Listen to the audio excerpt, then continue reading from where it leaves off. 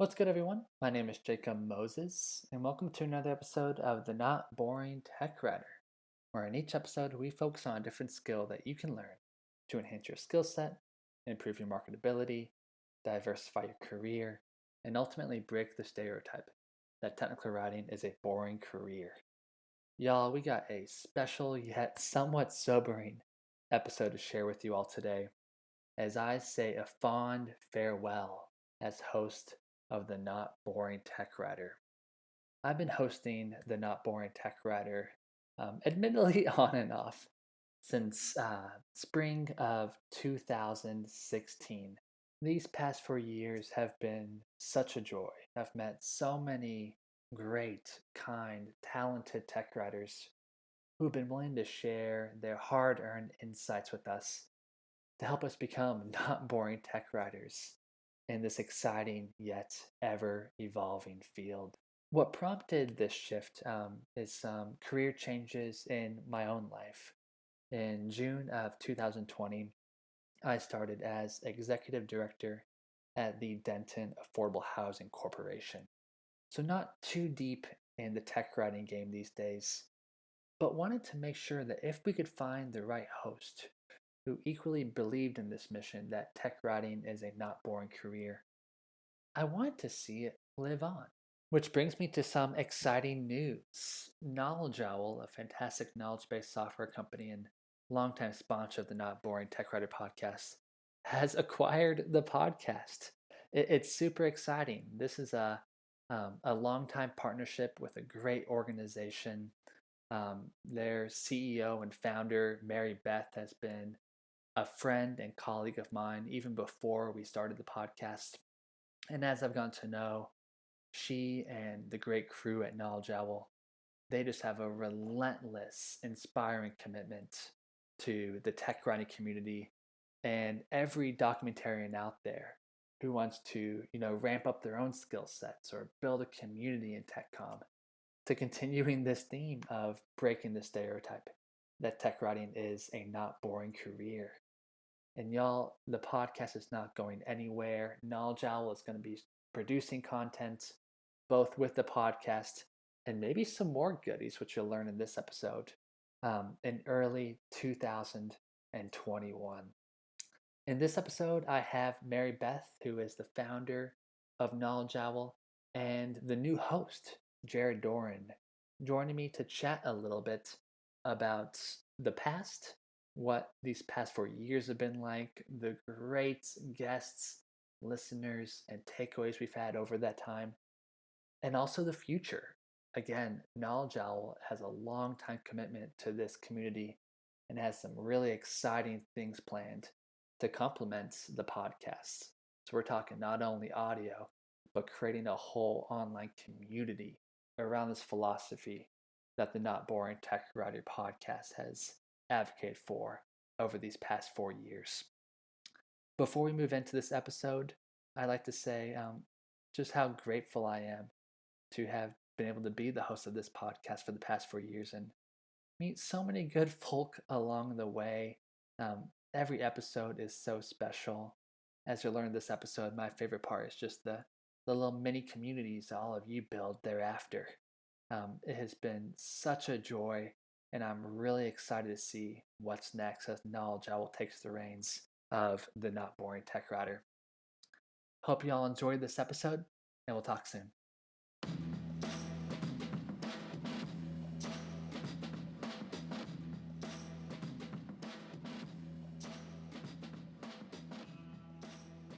Jerrard, Mary Beth, what's going on? How are y'all today?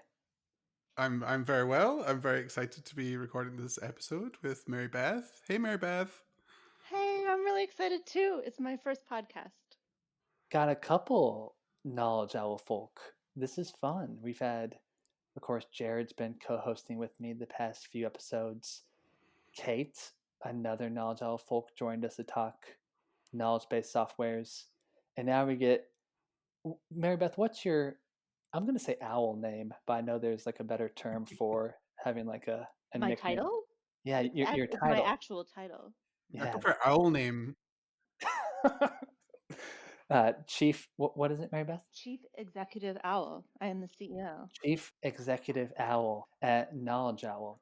Um, Jerrard, Mary Beth, thank you so much for joining us. This is a special episode, a somewhat sobering episode, but also a really exciting episode as we look at the future, as we announce that this is my last episode as host of the Not Boring Tech Writer podcast, as we pass it on to Knowledge Owl, and specifically Mr. Jerrard here, who I imagine several of y'all have gotten to know over these past few episodes, as they begin to lead this really exciting new chapter of the Not Boring Tech Writer podcast. So, in this first half of the episode, the Knowledge Owl folk and I are going to talk a little bit about just the story of the Not Boring Tech Writer. It came from a place that I imagine many of you have maybe found yourselves in as well, and just feeling like people don't really vibe with your career. They hear that you're a tech writer, and they maybe have some preconceptions, some stereotypes about the kind of work that you do, that they may perceive you as boring, even though that's absolutely not the case. Talk a little bit about the ups and downs of the podcast, all the great folk we brought in along the way, and then the second half, I'll get to speak with Mary Beth and Jerrard about what the future is going to look like. They have a really great vision for the podcast, one of which is going to, keep showing a lot of love to the philosophy of the Not Boring Tech Writer, but also including some new elements that I think each of you will really enjoy, while also contributing to this great tech com community that we have between Write the Docs. I'd rather be writing. I'm sure there's a huge list now. I feel like every time I look at LinkedIn, there's new communities popping up. So this is gonna be a lot of fun. Yeah, I'm really looking forward to it. It's the passing of the baton. It feels like a heavy responsibility. But I've definitely been learning from the best. Jacob has been so good with me. He's helped me out with everything, and I know there's a community built up around the Not Boring Tech Writer, and I'm hoping that I can continue to do it justice and do Jacob proud as we go ahead. Guys, that got me really emotional. That's so sweet. No. It's very bittersweet. Oh. I was just going to say that, like, you and Mary Beth's relationship goes back further than even when I've known Mary Beth. So, like, what is you guys' story? How did you guys meet each other? How do you know each other? It was the best. So I finished university here in Denton, Texas in May of 2015. And then shortly thereafter, I believe that August, moved up to Boulder to begin my career in my very first job out of university as a technical writer for a company called Rainmaker Digital. And right away, I think I was just looking for kinfolk to kick it with, specifically in the tech com space. And there were a few tech-oriented groups, of course, knowing Boulder.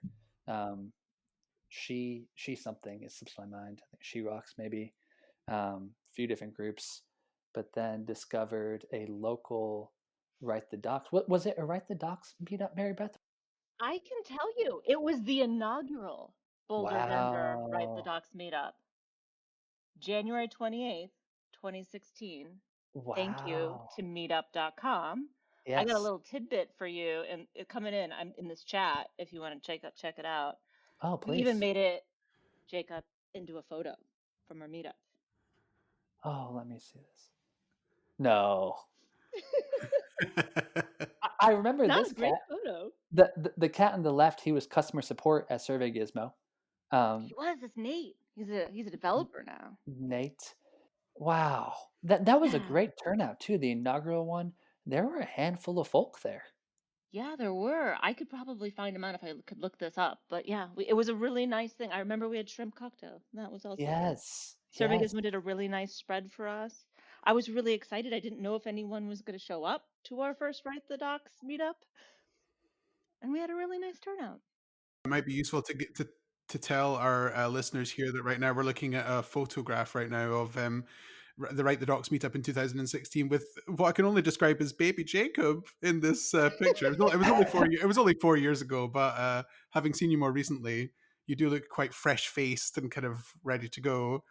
But maybe we'll put a link if it's all right with Jacob. We can put a link up to this in the show notes this week. This is still very much my look. Like I'm rocking, I got the Daniel Wellington watch on the left hand. I got a pair of Levi 510s on. And then my J. Crew slim fit button up. No beard yet, though, I notice. But no beard. Crazy hair, but no beard. Marybeth, this is lovely. Thank you so much. Yeah, I went through, and thank goodness Slack saves like everything. So I was able to like search for you and find out all of these references Cool. throughout the past couple of years. So this was the earliest because I knew this is when I met you. But yeah, so this is sort of when we met. We were sort of hanging out. I don't even think we knew about the podcast because it was just a couple months later when you tweeted at us, and said you'd want to have me on the podcast. You actually got our friend Bree Hilmer to be on your podcast. I think Uh-huh. she was on episode number 3. So even back then, like earlier in 2016, like we only met, I think, once in person then, but we started this sort of relationship, and you were pretty active with us on Twitter, which we always appreciate. This is January Which was pretty cool. 2016. Marybeth, this may have preceded the podcast, honestly. Well, I think it might have because Bree was episode 3, and that came out in May. Yeah, so maybe we met pre-podcast, which It is looks even like it. crazier. And that was probably inexplicitly like likely a big moment for me as a tech writer to eventually start the Not Boring Tech Writer was Marybeth, y'all getting this great crew together in Boulder and finding other not boring folk. Of course, I didn't see myself as boring, and then here I am knocking out shrimp cocktails Like a pro. with other people that look good. My man on the right has a nice sweater on. Nick's in a beanie. Like other good kinfolk. That is a strong beanie, has to be said. Jacob, we actually have another kind of surprise for you in a little way. I sent you a link just before we started this episode that we'd love you to have a look at now. You're wanting to watch this video, and we're going to include the audio from this video later on. We'll do it in post. I'm so excited.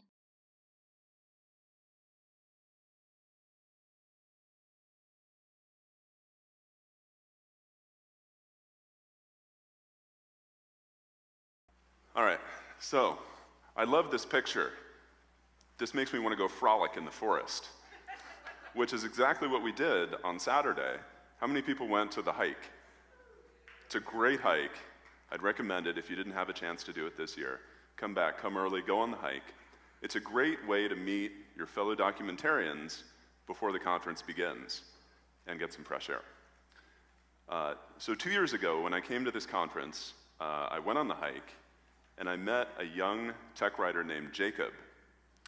Jacob had just graduated from college at the University of Texas, Denton, and he came all the way to Portland for Write the Docs. What struck me about Jacob is that he asked a lot of questions.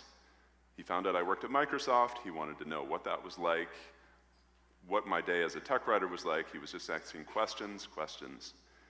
And then when I got back to Seattle, a couple days later, I received an email from Jacob in which he asked me if I would be a guest on his podcast. He had a podcast called The Not Boring Technical Writer. It was great. So we did a podcast called How to Future-Proof Yourself as a Technical Writer. And that talk was the foundation, that podcast was the foundation for this talk. So Jacob was practicing the first tip I'm going to share with you today, which is just ask. How cool is that?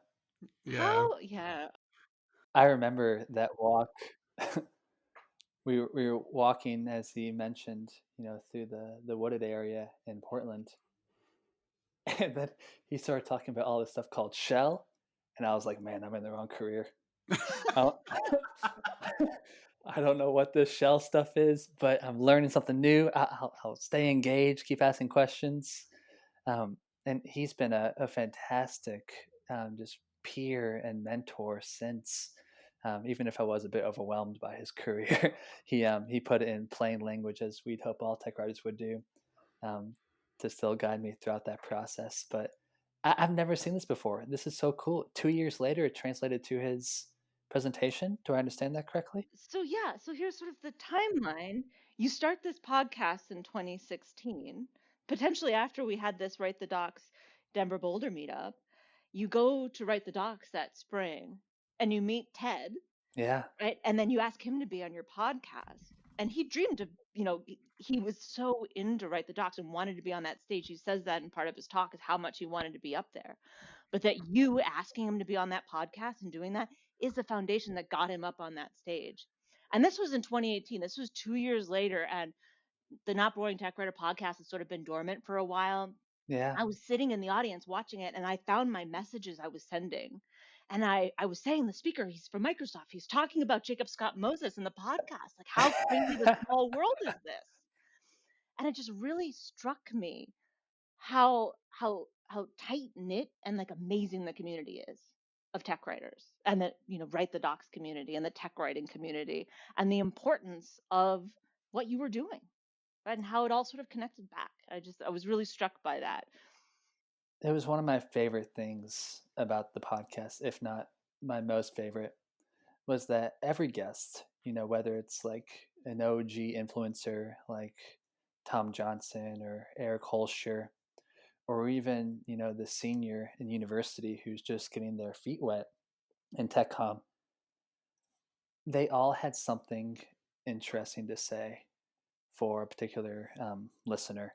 And then afterwards, whether that next step in their career was, like Ted presenting at Write the Docs, maybe just choosing to submit that resume that they're, maybe didn't feel that most confidence to do so before, it ended up being a huge self-esteem boost for many of our guests, saying things that they've always thought to themselves. Like, it's not like the podcast brought out any kind of like unexpected skill or insight, but they were always had these skills, but never really had the medium to share them or had the listeners.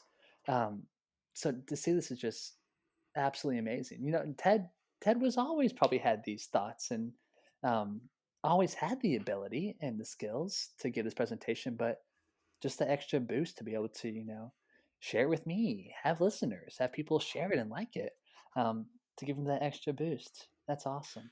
Well, here's the thing, like, it's as humans, I suppose, we have this thing where, we have all these thoughts in our head, and sometimes you're afraid to voice them or you're afraid to say them. But then sometimes when you say them out loud, you find that people are nodding along with you and you're like, oh, it's not just me.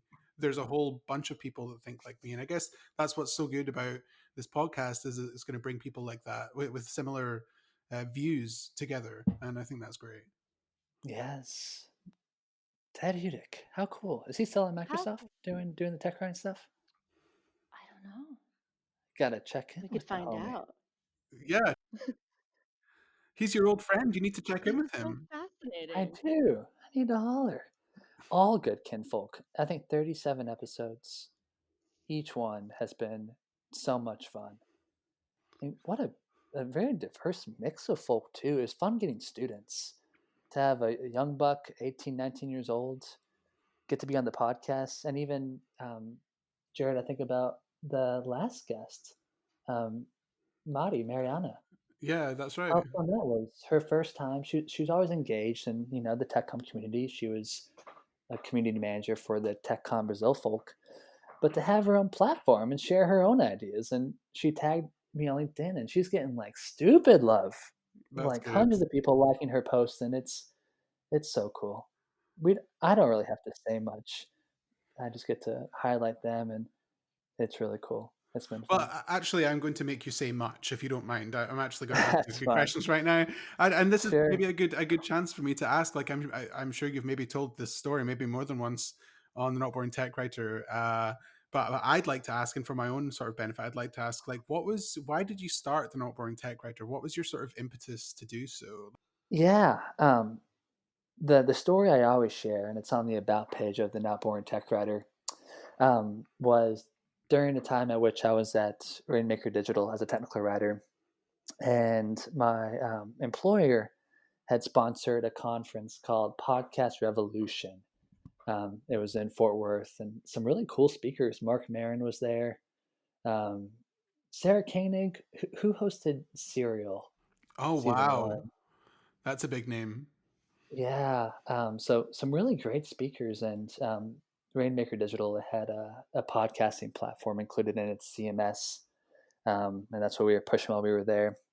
But end of one of the nights of the conference, oftentimes at conferences, everyone shuffles to the bar, hits some drinks, and I'm sitting solo at the bar and next to a gentleman, just trying to start some small talk. I'm like, I think 21 at this time, so new to the drinking game. Um, and he asked me what my career is, and I'm vibing. I got like I think I got like the Velvet Hammer. It's a local, I think red ale here in Dallas, and of course I'm excited about where I'm at in my career. I think I was, geez, less than 6 months out of university, making the most money I'd ever made, despite not being much. I'm writing, which was super fun. Working in technology, working with great colleagues. So with confidence, I said, I am a technical writer, expecting him to be like, that's cool, man. Like, tell me more about that. That sounds interesting. But it was the complete opposite. Um, he went on to ask if like I read manuals for fun. Asked me if I ever read anything besides manuals, if I even mess with fiction, how boring that style of writing must be. And I'm like, is this how kinfolk see tech writers? Like I do some interesting stuff. I blog. Like I like to take some photos and write like captions. Like I enjoy doing some fiction and short stories and reading. Like I'm not a boring person. Forget this cat. So it was later that spring. I don't recall why I chose the podcast medium exactly, but I think with my brief career as a tech writer, at that time not acquiring like a substantial suite of tech writing like skills, it was the best and easiest way to show love to the field and highlight fellow not born tech writers, by just using like my bizarre lexicon and having people share their stories. I think we started in spring of 2016, likely shortly after I kicked it with Marybeth and Bree, um, at Write the Docs meetup. Um, and then from there, it just kind of, I'll use took off, even though it was just like, I don't know if that's the right verb, but people really liked it. And we got to have some cool people that I really looked up to be guests. Tom Johnson, Eric Holscher, my former professors and classmates who I thought were really talented, and give them a chance to have their own platform.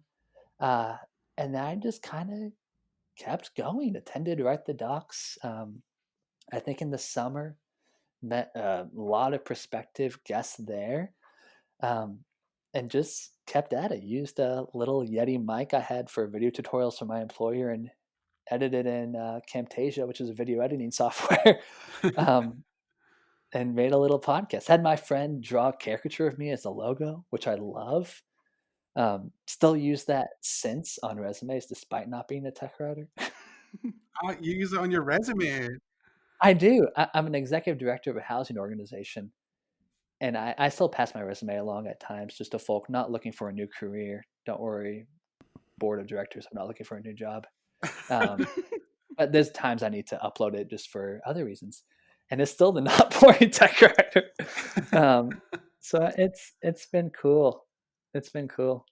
I wanted to say that I loved how Ted, that you led into his first rule, which was just ask, right? How to Yeah, be a successful tech writer, or just like a successful human, I think in general. Hmm. Is something that you were demonstrating just like a year out of college. Like just went out yeah, there and said, I'm going to do a podcast and I'm just going to ask all of these people, these big players, totally. these big names to be on my podcast.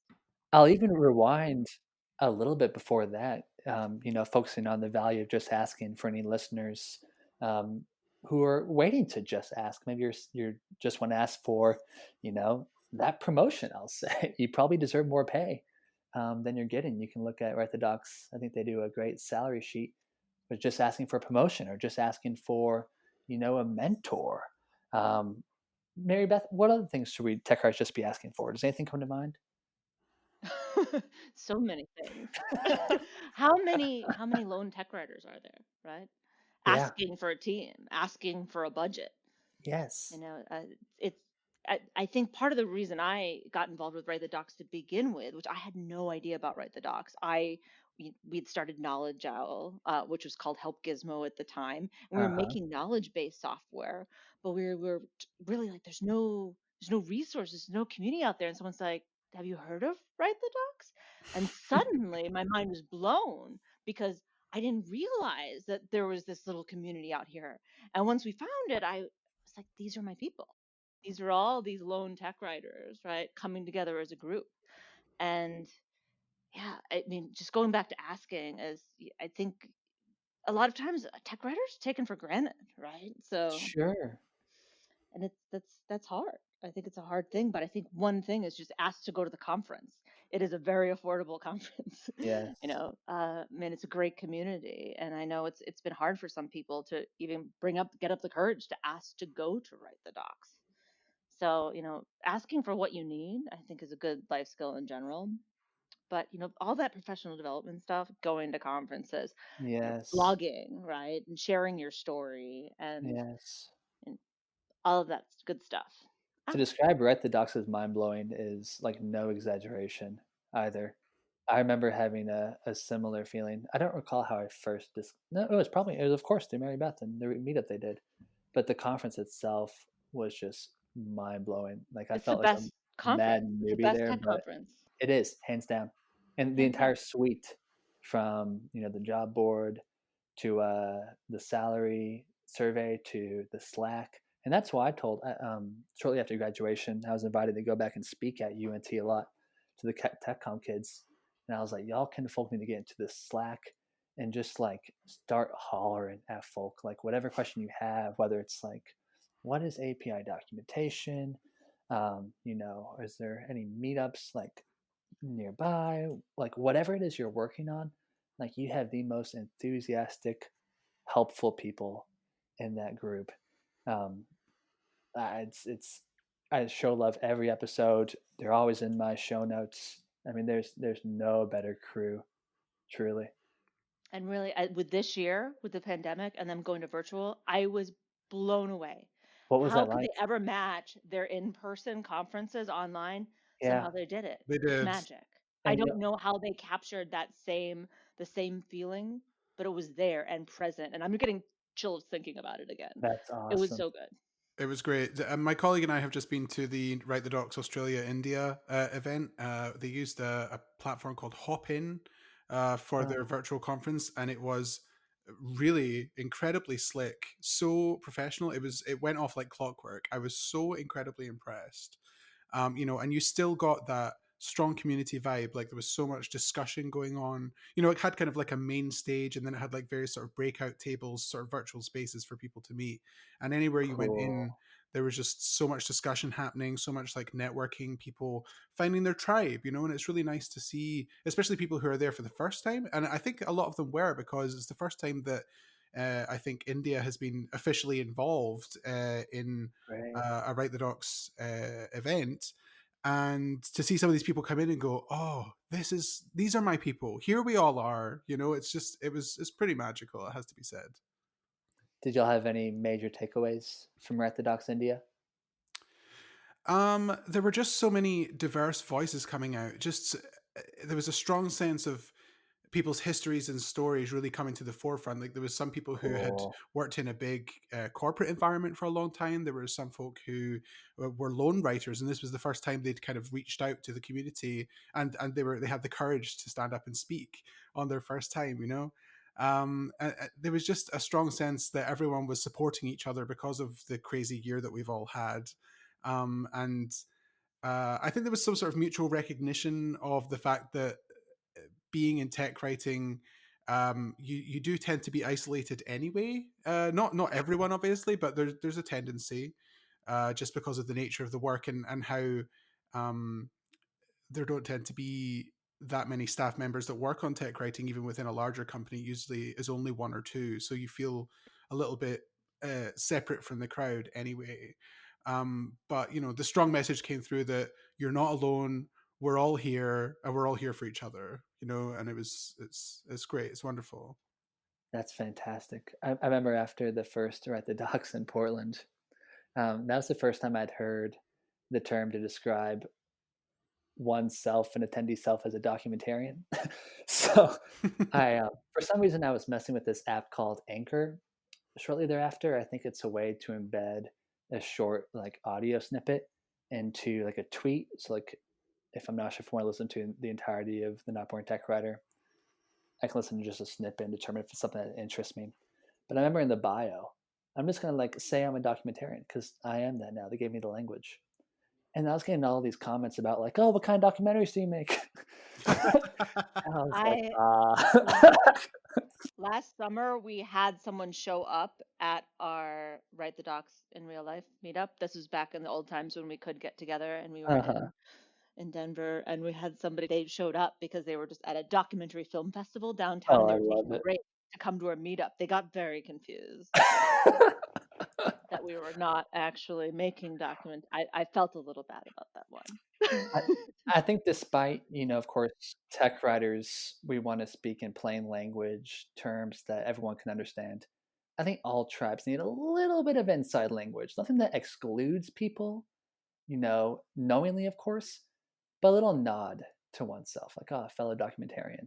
I won't put this in my bio, but I can call my fellow tech writer a documentarian. Well, the thing I loved about documentarian, for those who don't know, is it's their term for everybody who cares about documentation. Yeah. You don't have to be a tech writer. I'm not a tech writer, but I care about documentation. I care about software documentation, and I care about the people who do documentation. So I am part of the community. I'm a documentarian. Yes.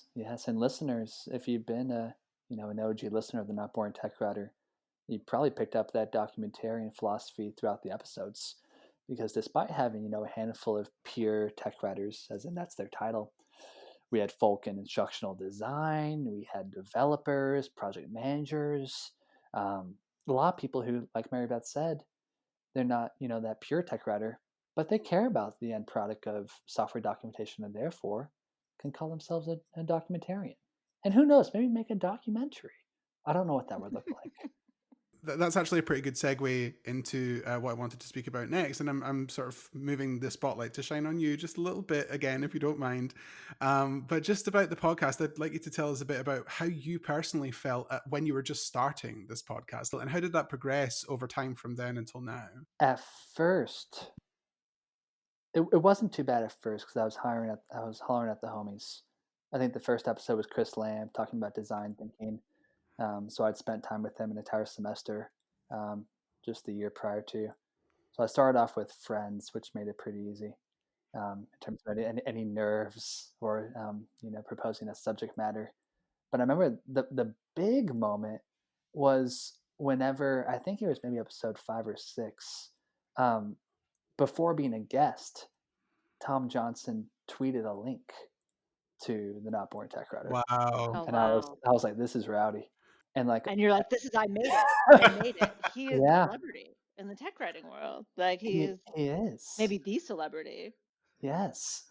So that was a pivotal moment. I never really doubted myself throughout it, because I felt fairly comfortable, leaning into the story, having a single takeaway, picking interesting people, and just kind of being myself throughout.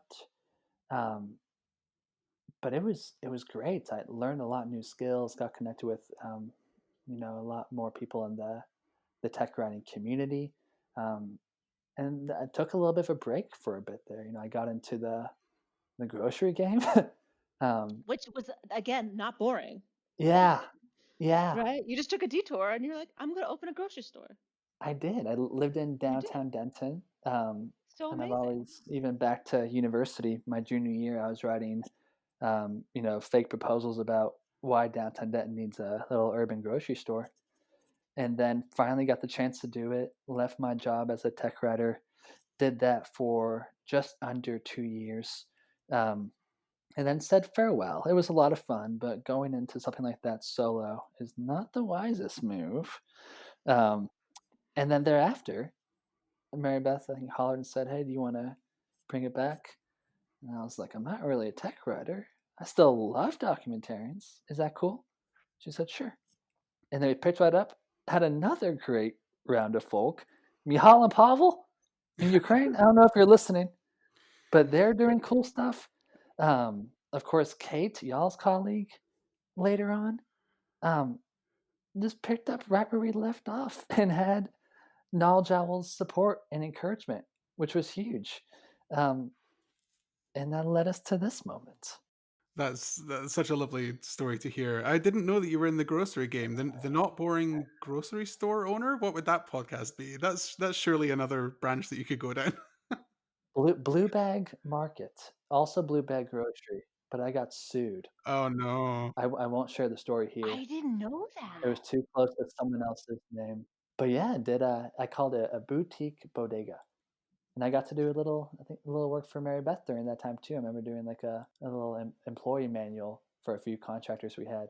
Yeah, so we had been in touch this whole time, like off and on, whether it was podcast or not, because Yeah, I think one of the interesting things was, and I am going to credit Ted for bringing back the Not Boring Tech Writer, because I think he was part of it.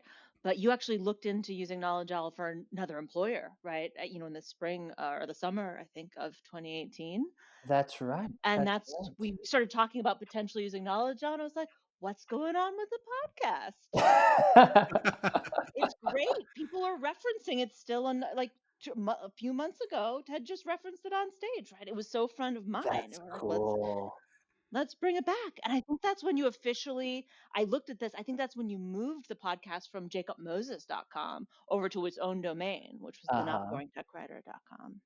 Yeah, I was working at Strong Towns as a nonprofit media organization, more in the urbanism, municipal finance space, but still doing. I was running a podcast there called "It's Little Things," so still very much into the podcasting stuff. And we had just launched a knowledge base through Knowledge Owl, and got to chat with Mary Beth again, which is always the best. I wish we could all kick it in person. Um, And she was like, "Hey, didn't you used to do documentaries or something like that?" But yeah, so did some podcasting with the latter part with Jerrard. Jerrard, you hopped in maybe August or September. I'm not sure it's even that long ago. Maybe it was September. But yeah, we've been in contact for a while now.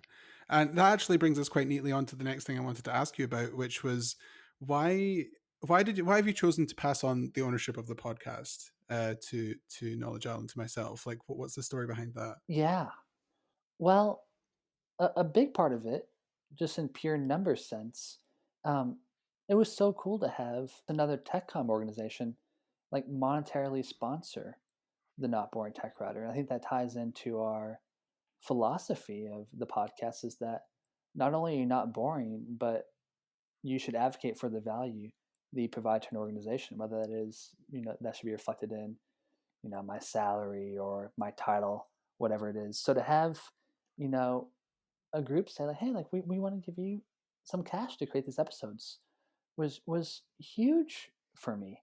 Um, Not only just to have some extra money, of course, is nice, but to reaffirm the value of this podcast. Of course, I would do it joyfully, um, without any kind of income. It's just fun to make. But then to have that little extra love from Knowledge Owl, um, starting a couple years ago, was really cool. So we went on for, um, gosh, I mean, a lot more episodes, Mary Beth, maybe like 15 or 20 more episodes during that time with Knowledge Owl as a formal sponsor of the Not Boring Tech Router. Um, but then, of course, as careers sometimes go, June of this year, I accepted a job as executive director of the Denton Affordable Housing Corporation. And of course, still seeing great value in the Not Boring Tech Router. Everyone out there who is a documentarian or is curious about the documentarian life needs to have some kind of resource where they can just listen to documentarians chat. And the Not Boring Tech Writer really complements many of the great communities that we've discussed today. So, having the opportunity for this podcast to live on under a very much capable group of people, as we'll talk about here in a little bit, it needs to go on. And it doesn't have to be me. I understand y'all might want to keep the logo, which is awesome. But You can't use it on your resumes anymore, though, if we use it. that's true, which is I'm fine. just kidding. I can get a new caricature, but it must persist. It must persist. And there's going to be a great new crew, and they're going to be introducing some new elements, as we'll talk about here in a little bit, but still committing to that core philosophy of you are a documentarian, you are not boring. Let's help your colleagues, your current employer, your future employer, your parents see that and continue to carry on.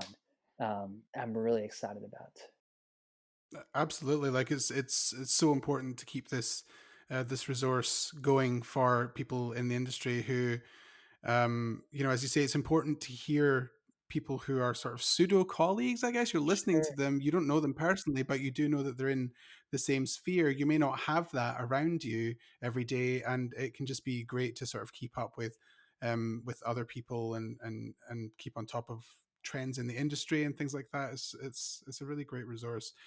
Before we move on to sort of what we have planned for the future, I wanted to ask you, what are you going to be working on next? Obviously, you said you're going to be you're the executive director of the Affordable Housing Association. I think that's absolutely amazing. But are there any other creative pursuits you're going to be going after in the future? There are, but I do want to make a final community comment. And what the beauty of TechCom communities are, whether it's Pavel and Michal in Ukraine or the homies up in Portland, Eric Holster always says that it's not transactional. Like everything we do, whether it's a local meetup in Boulder, the Write the Docs podcast, the Not Boring Tech Writer, you can feel confidence no matter what your goal is. If it's getting into the field, finding new work, that you're not going to be forming transactional relationships. Sure, the outcome of one might be, getting a raise or getting a new job, but I guarantee there's going to be a moment shortly thereafter with maybe that same peer that helped you advance your own career. You'll likely find yourself in a position where you can do the same. Um, and that's what just really tickles me about all these communities, including the Not Boring Tech Writer. So, things that are next. I'm trying to be better with my hands, but I'm trying to do things in everyday life better. Just understanding that everything is kind of just like a kit of parts. Like even if the big picture seems intimidating, like another Anne Lamott quote, like what's just in like the 1-inch picture frame. That's how she talks about fiction writing. Like just what is this next scene and just knock that out. So I'm trying to adopt that philosophy to learn better skills that I can do with my hands. That's where I'm at. You make it sound almost sort of meditative, and I love that. Like, just one day at a time, shrinking your worldview down to just like focusing on one thing. Yeah, that's beautiful. Thank you. And I might get into the Cornish sardine game. I don't know if you mess with sardines, Jerrard, Sometimes. but I'm a big tin fish cat, and I do have like a secret dream of starting like a tin fish YouTube channel. Oh, Um, wow. I eat a lot of tin fish, man. Um, I'm just gonna quote "not boring" again. yeah. Not boring. Yeah, no, the not boring sardine eater. I've been brainstorming titles, so I'll let y'all know. Maybe you guys can subscribe to my Tin Fish podcast. We can be there early. I definitely will. Um, yeah, Maybe you could have your friend do like some artwork for it where it's like you but as a tin sardine. I think beautiful. that That would be yeah. good. It would be beautiful. New That's it. resume photo. We just moved, settling in. Um, again, just like adjusting, of course, to the pandemic. Thankfully, we're all healthy here in Denton. Family's been well. Um, and yeah, just slowing down and eating sardines. Sounds like a good retirement. Doesn't it? I It love does. sardines. There's a gentleman that lives down the block from me, and I know he likes sardines. So now, whenever I go to the grocery store, I'll get a little tin of sardines, and if he's out, in the front yard, which he always is, I'll just toss him a tin. And this guy's like early 70s, gives me a wave. Like my partner, not allowed to eat sardines in the house because of their smell. Um, that's the way I'm building community these days, is throwing $1.99 tins at my friends. It's that human sardine connection. It is. It is. It's great. Well, enough about me. Shall we talk about the future of the Not Boring Tech Writer podcast? Yeah, let's do it. Let's start with um, I'd love to hear from the two of y'all. Um, the value of communities and the way in which they can contribute to the success of technical writers. I know you guys have, of course, demonstrated um, why you guys think communities are important through, of course, supporting the Not Boring Tech Writer. Y'all do so much great stuff with Write the Docs. You guys create your own little communities through KnowledgeOwl and the blog. But talking about these tech communities in general, I mean, why are they so important to, maybe some of the listeners here that maybe haven't dove deep into the communities out there? Well, I will say that, and I actually said earlier on that tech writers are quite often in silos, all on their own in companies that they work for, either on their own or just with one or two other people. Um, and I think that opportunities for sharing knowledge and experiences with like-minded people in similar roles might be less common than in other professions. Certainly listening to the stories that I heard at Write the Docs Australia and India recently, people sort of saying that they are surrounded by people that don't really get it, Mm, kind of thing. And it can be quite frustrating, I think, for those people. And maybe they feel sort of a bit isolated. So I think that communities like Write the Docs and, of course, the Not Boring Tech Writer itself, I think they offer kind of a framework for that, as well as creating spaces for like building a social circle as well of people with similar professional and creative interests. And I think that's so important for people in our community. What do you think, Mary Beth? It's such a big question. And I keep thinking about what Jacob said about community being a word thrown out all the time. But we've always talked about community and the importance of community here. It's just second nature. And I think for people who know Knowledge Owl, it's just the right thing to do. It's always been about the personal connections that we have, with the people we work with. And community is that. Community is that personal connection. And yes. I I don't know. It never dawned on me for a second like that we wouldn't do community stuff. Like once Sure. we found out there was a community to support, we wanted to support it. Like even as a really small company, one of the proudest moments, like I think it was back in 2017, where we got to sponsor and be a tiny, teeny, tiny sponsor by the Ducks, but to be able to give back to the Yes. people doing this work was so powerful for me, right? Like that is sort of one of the things I feel most strongly about that we've done that I'm proud of, right, as an organization is like helping people make those connections and creating those opportunities for people and helping people take advantage of the opportunities that are there that they might not know are there, to be able to make those connections. And giving back in the purest sense. It's not like, philanthropy gets kind of mucky sometimes. Maybe a company acquired their profits in some unfortunate ways. Now they're, giving back through some kind of donation. But going back to the non-transactional part of this, like very much the success of Knowledge Owl is because of your great customers, many of whom likely see themselves as documentarians. Throughout that relationship, they're showing love to you by using your product. Y'all are showing love back through, just a modest sponsorship, a great way to contribute to these great communities. And you're exactly right about the ambiguity of the term. But I think to get the most out of a community and to appreciate community is to acknowledge that you don't have to be a part of every single facet of it. So as I'm like riding my bike down Main Street and I see a great crew of neighbors making these candles. Am I gonna make candles? No, like, it doesn't intrigue me, but to know that there is a group of neighbors out there who have this shared interest and are gathering and supporting one another and acquiring new skills. I have my own parts of community, I'm more like uh, Sardine side of things. the sardine side of things, but that doesn't just because I'm not a part of every part of that community does not discount, my place in it. So I think even for, you know, the tech writer, we got Write the Docs, we got the Not Boring Tech Writer, we've got I'd Rather Be Writing. If joining an online community is new for you, don't feel like you have to stretch yourself and go from newbie to super active in every single group. Don't feel like that's how you're going to get value and find these non-transactional relationships. Pick one that aligns with who you are, what your goals are, what your interests are, and then eventually you'll find yourself in this great web of community striving towards that same goal of advocating for the tech writer. So I think you're exactly right, Mary Beth. Like, what's that next smallest thing we can do to show love to this group that's shown so much love to us? I think that's really important as well. Like, you don't need to feel like it's you're all in or you're all out, like as Sure. if you're not welcome there unless you jump in with both feet. You're welcome there regardless. You're welcome there even if you just sit and listen.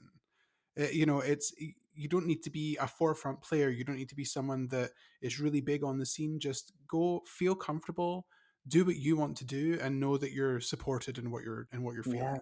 I think that's all the more important now. As we enter 2021, this has been it's getting boring saying it, but it's been the craziest year. It's the single biggest event that's happened to our species simultaneously, probably in anyone's living memory. It's really extreme times. In pandemic conditions, social distancing, this is why it's important to be reminded that you're part of a global community. Like I said before, many tech writers are like lone wolves to some extent, and knowing that the community is there and going strong can be so encouraging for them. Like just knowing that everyone's going through it together and we're all pulling together and we're all feeling the same thing. Virtually or otherwise, we're coming together. And while you might work in an isolated way, either because of the pandemic or maybe you were already doing that by choice or not, you should know that you're not alone, and everyone's still out there waiting for you when things return to normal. What was it like knocking out? Was it one or two virtual conferences they all did? Was Australia virtual as well? Yeah, it was. Prague was, Portland was. Got it. Oh yeah, the whole suite. Yeah, they're all over. Well, as we enter 2021, let's speak about why this value of community still persists, even if it is shifting, mostly online, maybe meeting a lot of folk that we wouldn't have otherwise due to the nature of these online meetings. Even if, maybe our first association of community is, drinking a latte with a leaf on it at your local coffee shop. Jerrard and Mary Beth, why do you think this community still persists and perhaps is even stronger as we enter 21 and likely see communities still largely persist online? Well, I liken this to once the pandemic started, and I'm a little bit of an introvert. I was sort of excited to not have to go out of the house and just be able to stay inside for a while. Um, but what I found as soon as it started is I was busier than ever. I had more social engagements, more Zoom calls and trivia nights and online birthdays and conferences. There was more. So it was almost, at some points, it was almost overwhelming. I had to find myself saying no because I was just getting burnt out. There was so much happening online. And I think it's really made it so much stronger. I've reconnected with certain people I hadn't talked to before, and it was because of the pandemic, right? Because people were like, they miss the community. They miss the aspect Totally. of bringing people together. I'm part of this Mm. amazing new book club that I look forward to every month. It's been transformative for me to do that. I've started doing trivia nights with old friends that I haven't seen in years, and that's been Oh, really regular. I honestly have felt more connected sort of in the online space because people have been much more mindful about planning things. And sure. they're not taken for Mm. granted the fact that, oh, we'll see them at this major event, like we know we're going to see them coming up. Like if you're not mindful and intentional about creating these events and these opportunities to connect, they're not going to happen. And it was like this influx of everyone, and not everyone, but I would call them the connectors, the people, the people Yeah. that make communities run. I think they really stepped up during the pandemic, and the connectors, the people that create communities, they stepped up and built them even stronger, which is very interesting to me, just from a high level view. Yeah, I would definitely agree with that. I also think there's been a sort of a correlating effect, which is people taking more time for themselves and being able to say no to things, because there was a huge push also in my sort of professional and social life when the pandemic started, that you should be meeting up with people all the time, and you felt kind of forced into sort of these interactions at times with people that you're just like, why are they getting in touch with me? This is just the flip side of what you said. It's not necessarily a bad thing. It's just what I think it's taught people is to understand your own limits, and to know yourself better when it comes to spending your energy, because we all experienced, I think, an awareness of the kind of energy that we have, because you're not getting to go out into the world every day to expend it, and you have this feeling of whether to conserve or whether to spend. I think that's a lesson that everyone learned in this time as well. And it seems like in the TechCom community game, as we mentioned with Write the Docs, so many groups stepped up and said, okay, we know we're in the middle of a global pandemic. This is a very scary time for all of us. And likely many of us are looking for, that kinship, that peer to chat with about our careers. And as Marybeth shared, maybe even pick up a new book as well, even if it's not related to TechCom. We had Write the Docs do all their online conferences. We mentioned Mariana in Sao Paulo, Brazil. That TechCom Brazil is a brand new group that I think was birthed in the middle of the pandemic. It speaks to Yeah. the resiliency of the tech writer. Of course, it's a very challenging time for many of us. Our mental health is strained at this point. We need some kinfolk to chat with, TechCom and beyond. So it really seems like we have not skipped a beat, despite being in the midst of the pandemic. And I think this goes well into the next question I have for the two of you. Of course, this goes both ways. I was overjoyed to pass this along to KnowledgeOwl. It's in great hands with the two of you. Why did y'all want to mess with the Not Boring Tech Writer? I might have alluded to this before, but it seems like a no-brainer. Like, why wouldn't we? Like, if Sure. you are not able, right, because of your time commitment, your new job, to we want we want the Not Boring Tech Writer to live on. We want people to get their stories told. I want to see those connections, right? Like the TED story, right? I want to see that continue.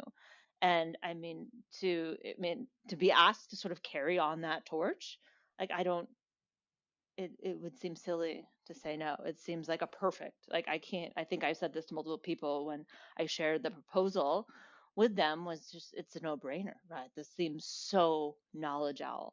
At the same time that you reached out, and I think the subject line of the email where you floated this idea of us acquiring it, the subject line was just golly, exclamation point, just golly. Was it really? Golly. So I had no idea what was So going to be in there. You're very silly. But at the same time, for some reason, the pandemic had sort of inspired us to start our journey to becoming a B Corp, right? And as part of like being a B Corp, we were really thinking about trying to put what our mission was, putting things down into words, and actually being mindful about who we are as a company and where we're going as a future. We very recently actually created our first vision. It's a 5-year vision for the company, and we've included the podcast in there as well. But right around the time you had messaged me, as we had just finished like sort of fleshing out our mission statement, and I just like to read that really quickly, because I feel like the mission statement was always there Yeah. from the beginning. And I think this is why we've wanted to be a sponsor of Write the Docs. We've wanted to sponsor the Net Boring Tech Writer. But this is what we came up with. We share the Knowledge Owl experience, making valuable knowledge-based software, giving great service to everyone we meet, with the belief that business can be a force for good, being Mm, helpful and kind in all our actions to make life better for ourselves, our teammates, our customers, and our communities too. it's beautiful. Thanks. I love it. It is absolutely beautiful, and it's been reflected even because when I met you, Mary Beth, had you just started? Yeah, it was. We had just gone live as well, yeah, 2015. Okay, so fairly new in So it. yeah, so like this was June, right before, this was our 5th year birthday I as love a it. company. And listeners, I'm sure you've picked up the vibe, of course, knowing Jerrard the past few episodes, and then um, the way Mary Beth has described the value of community and her vision throughout this podcast. You know that mission is not lip service. Like No. Mary Beth has been deep in the trenches way before Knowledge Owl, and then seeing the value of community, getting together, a group of strangers, throwing down shrimp cocktails. There was beer too. Free beer always gets people in there. Yes. So again, oftentimes, like hire a good copywriter, you can have a compelling mission that kind of hints at philanthropy without doing the work. Like it is the exact opposite with Knowledge Owl. And as y'all take this on, of course, persist with new episodes, maybe adding some new goodies, depending on this vision that you guys are working on. That vision that you guys have always had in your heart and had demonstrated, of course, through your customer service, sponsorships, and now actually owning the not boring tech writer, and still pushing that narrative while complementing with your mission, um, is very exciting for the TechCom community. Everyone listening should be, I hope, quite tickled at what's happening here, and um, really not going to skip a beat. It's going to be really cool. I'm curious, the podcast itself. Um, I was going to say monthly, but I was like, definitely not monthly. It's been now and then for 4 years, focusing on one skill per episode that the listener can learn to break the stereotype that technical writing is not a boring career. I know you guys are sticking with that narrative, but what else do you hope to add to the podcast to contribute to this mission? Well, as Marybeth has just outlined, part of the mission at Knowledge Owl is about making lives better for our communities as well as ourselves. So the message of the Not Boring Tech Writer as it has existed so far really, really aligns with that. We really care about listening to people and learning from people's experiences. So we want to continue your important work by continuing to create content that listeners want to hear and giving visibility and voices to people in the community. So if there's anything that we plan to add at this time, as well as creating the content related to tech writing that your listeners have been enjoying for 4 years, we also want to provide a platform for guests to be themselves and tell their stories. I said earlier on that there's such a diverse and international community. There are so many stories that deserve to be told and heard that people, so it's like the human element, as well as obviously we'll always be here to provide, insights on skills that will really help people in their burgeoning or continuing careers. But also, I just want to also focus on because it seems to me that I'm not a tech writer. I have a lot of experience in communication and writing in a more broad sense and in different communities and industries, but not in the technical industry so far. So I will be learning along with your listeners at Mm-hmm. the same time. I'm going to be here to ask the questions and to facilitate the conversations, and I'm so excited about that. So yeah, I just want to bring. Sorry, I was going to say that tech writers don't seem to very often go straight at tech writing as their aim right from the get-go, like straight out of Sure. college. I know that you did, but when I was at Write the Docs both last year and this year, there are so many people that came to it sort of from the side or from a completely unexpected route, or they've kind of fallen into it in a really interesting way.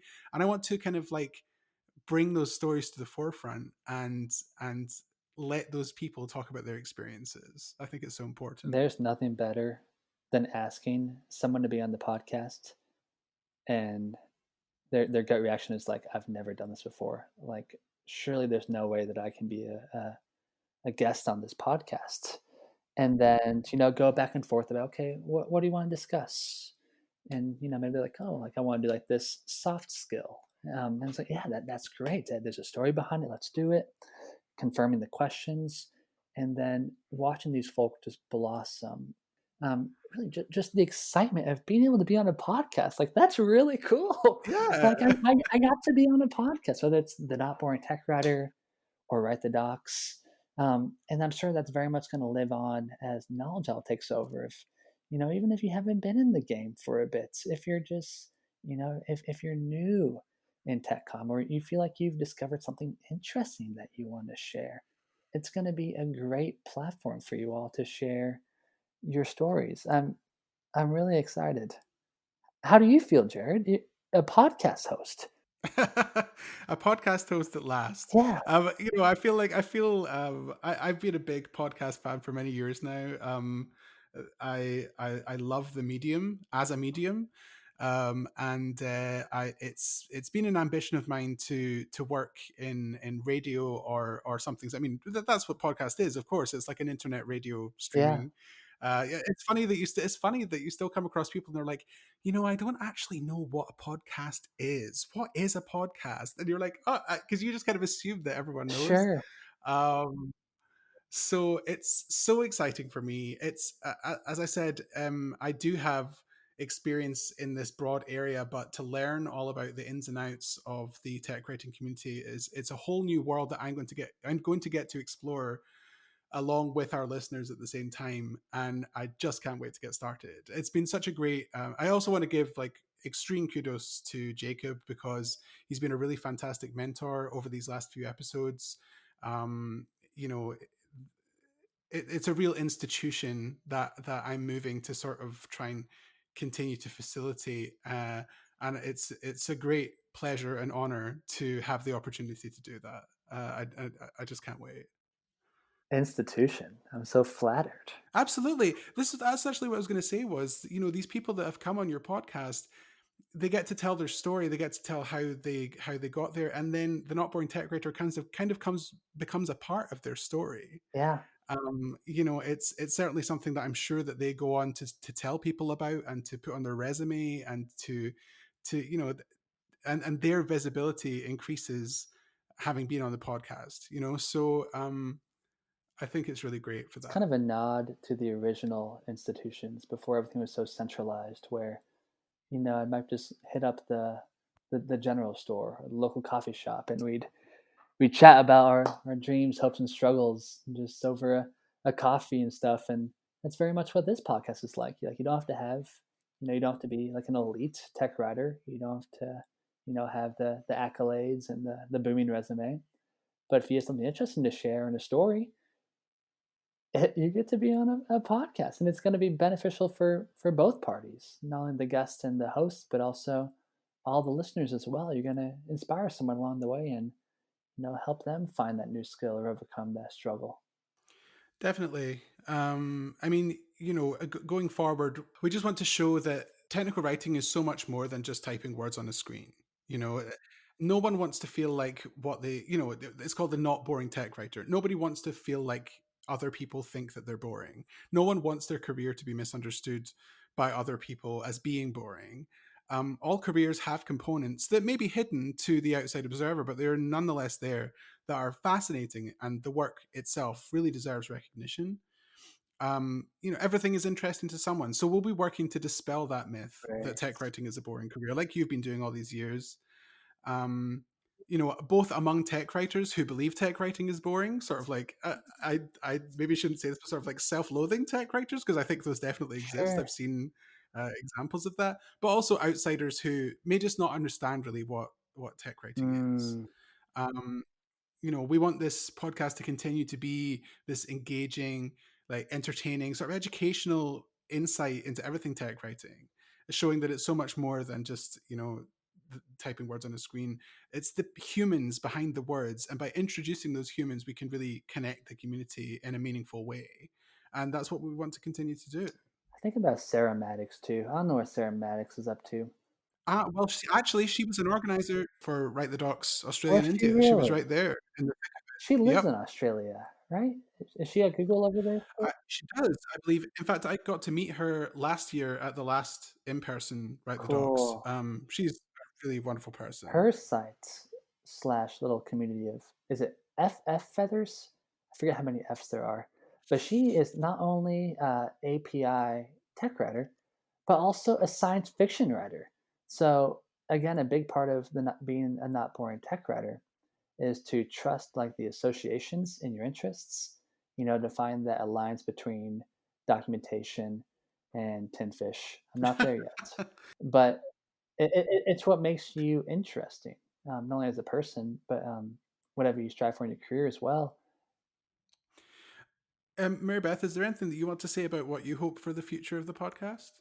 You took the words out of my mouth. I was going to jump in and talk about the humanity because I think that is like showing the human behind the tech writer. And Yeah. I think that is what Jacob has so beautifully done over the years. Hmm. Whether, while the aim was, to teach a valuable skill every episode, you also lifted up an individual voice. Like you Yes. showed a person who they were and like gave them value and put their voice out there in the community. And people sort of beamed. They loved being asked to be on the Not Boring Tech Writer. They Yeah. loved being on it. They talk about it afterwards, and like Jerrard said, it becomes part of their story, Yeah. and it's makes life better for them.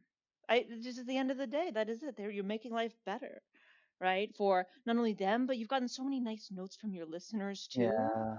Right, so you are like you've been doing this, Jacob. You've been making life better for not Mhm. just your guests, but also your listeners and yourself too. Like how cool was that you were like out there making a podcast, Yeah. right? And people were like, oh, you sort of like became like an insta celebrity in the tech writing community because you just went out there and made a podcast. Uh And huh. people were like talking about it, like it's a thing. It's the Not Boring Tech Writer, which that's amazing. It's such a beautiful story of like humanity and connection. And another great thing with the guests, of course, they're usually pretty enthused.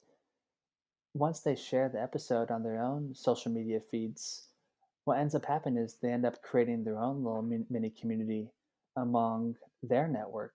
So I think about Jodie Winter. Um, I think she discussed surviving the tech com game long term. She had been in the career for a couple decades, and was joyfully willing to learn some of these new skills. Um, but of course, it was challenging being just in print for so long, and then learn all these new tools. And then what ended up happening was after Jody shared that on her LinkedIn, um, she ended up finding all of these. She became a mentor to many young women in TechCom, which has persisted since. I know now that she's doing like some speaking at the University of Utah about TechCom. Again, it's not correlation versus causation, but I'd hope that someone getting to feel like a thought leader, even if it's in just their network of a couple of connections on LinkedIn, that is creating and fostering a web of people who want to better themselves and maybe now have a peer that they can talk about their journey with. It's really cool. Definitely. And I'd like to say, sort of, perhaps as we move towards the end of the episode here, that going forward, we want it to be clear that this is not a one-way conversation. We would love for people to engage with us in a sort of two-way scenario. We're going to be opening all our channels of communication to actively encourage our listeners and even potential guests to get in touch with us. We're going to have you're going to be able to get in touch with us by email. There'll be a form on the website. We'd love you to talk about us on Twitter if you want to use the hashtag TNBTW, which I always feel looks a little bit like Teenage Mutant Ninja Turtles when I look at it at times. It's a bit difficult to get away from that in my head. Trademark, sorry, to keep away from the trademark.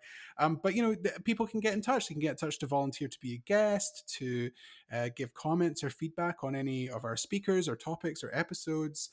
Even if they just want to share an amusing anecdote or any sort of quick tips and tricks that we can put out to our listeners, we'll happily be giving shout outs to people who want to sort of be featured on the show in any way. So yeah, we'd love for you to get in touch.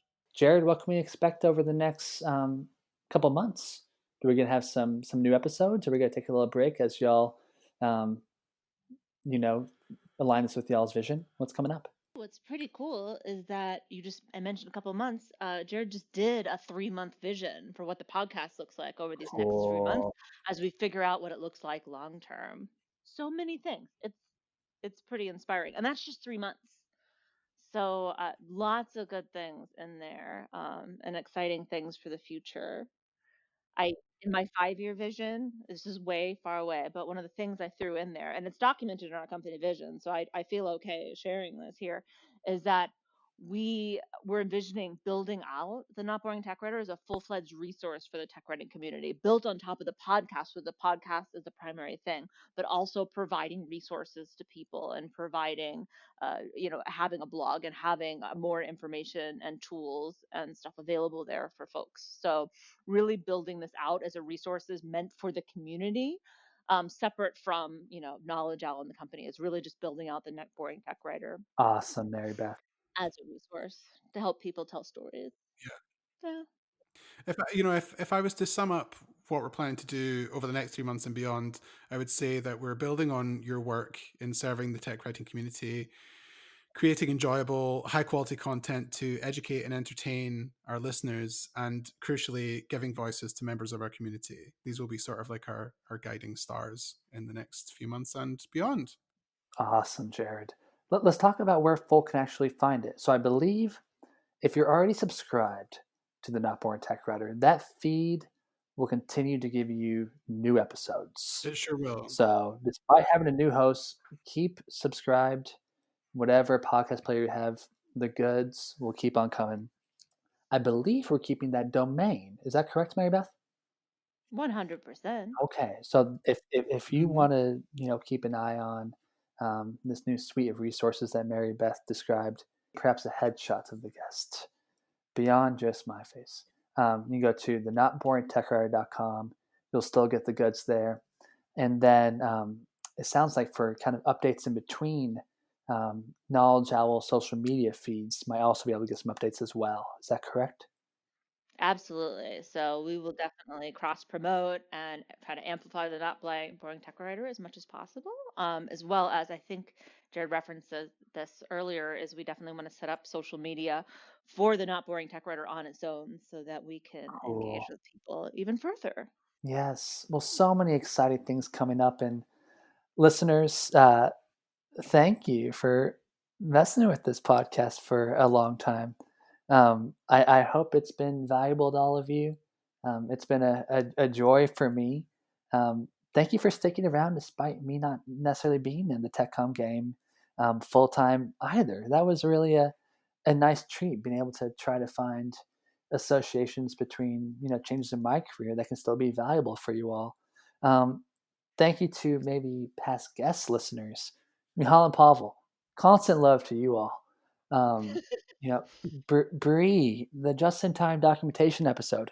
I don't know how many times I've referenced that to other people. It's one of top hits on Google for us. Her blog on just-in-time documentation. That's a great one. People love that. John Paz. Oh man, if you're looking for a mentor, if you're in a different career and want to get into TechCom, episode with John Paz, fantastic. Listen back at TED. Gosh, there's so many good kinfolk, and there's going to be so many more now that we have KnowledgeOwl taking over. Great vision, great host, great mission. I'm really excited to follow along. Thank you so much, Marybeth in particular. This would have not persisted beyond that first round if it wasn't for your encouragement. I'm really glad we could make this happen. And before we sign off, I just want to say thank you so much for what you've done for this community. It's really invaluable, the resource that you've created here, and I hope that I can do it justice going forward. But thank you so much for everything. You'll do beautifully. Well, Jerrard and Marybeth, thank y'all. This has been so much fun. Thank you. Thank you so much. All emotional again. I know. And maybe we'll see you in the future for, I don't know, maybe not a shrimp cocktail, but sardine cocktail, maybe? I have to just say one more thing. Please. To Jacob. is, I mean, you say it's not possible if not for me. It's not possible if it's not for you. And I just, going back to what Ted says, his rule number one was just asking. Yeah. And you just asking all of these years to be on a podcast, to sponsor the podcast, to sell us the podcast. I think that is really just drives home. It's just, you're not going to get, somewhere. I heard someone recently say is the world is run by people who show up, and Yeah. Jacob, you have always shown up. Yes. I think just Mm. asking is part of that. So you've been inspiring to me, and I'm sure all of your listeners in the community. And we wish you the best in your future fish pursuits.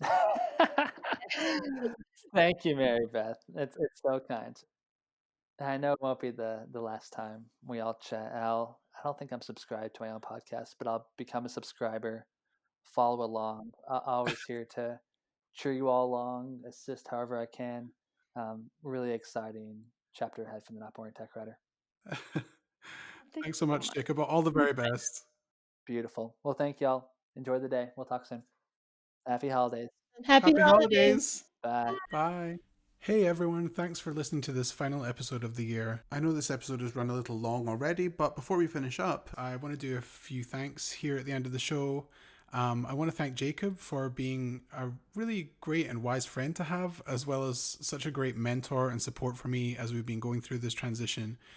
I really wish him all the best in his future endeavors, and who knows, maybe we'll have him back on the podcast further down the line to see how he's been getting on. I also want to thank our Chief Executive Owl, Marybeth Alexander, for being such a great guest on the podcast and talking so candidly with us. We're going to be back in 2021 with all the great content you need to enhance your skill set, improve your marketability, and diversify your career. As we mentioned in the interview, we also want to introduce the humans behind the docs and explore some of the stories they bring with them. This is a two-way conversation. We would love to hear from you. So if you'd like to get in touch with us about anything we've said over the course of this episode, or even if you'd like to be a guest on the podcast, we don't quite have our social media game on point quite yet, but you can head on over to thenotboringtechwriter.com and click on contact if you want to get in touch with us. And finally, thank you so much for listening. I appreciate a change in host of a podcast that you like isn't always an easy thing, but I really hope you'll stick with us during this change. There's so much exciting stuff to come. So until then, please stay safe out there. Have a really great and peaceful festive season, and we'll see you in the new year. Until then, I'm Jerrard Doran, and you are the Not Boring Tech Writer.